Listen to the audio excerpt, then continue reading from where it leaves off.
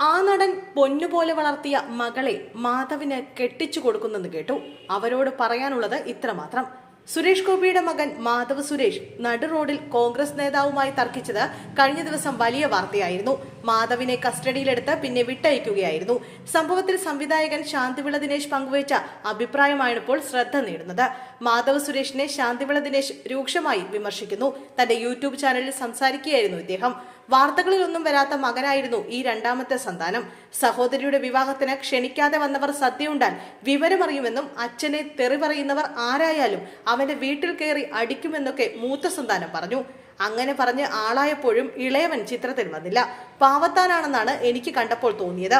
കേന്ദ്ര സഹമന്ത്രിയായ അച്ഛൻ ആരെയും എന്തും പറയുന്ന തരത്തിലെത്തുകയും അച്ഛനോടൊപ്പം ഒരു പടത്തിൽ മോന്ത കാണിക്കുകയും ഒക്കെ ആയപ്പോൾ ചെക്കൻ നൂന്നു.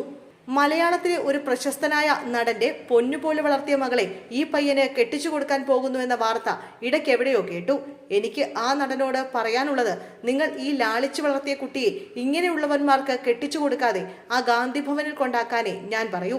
അതിൽ കൂടുതൽ തൽക്കാലം പറയുന്നില്ല എന്നാണ് ശാന്തിവിള പറഞ്ഞത്. അതേസമയം മാധവ് സുരേഷ് ആദ്യ നായകനായി എത്തിയ ചിത്രം കുമ്മാട്ടിക്കളി യൂട്യൂബിലൂടെ സൗജന്യമായി ആസ്വദിക്കാം.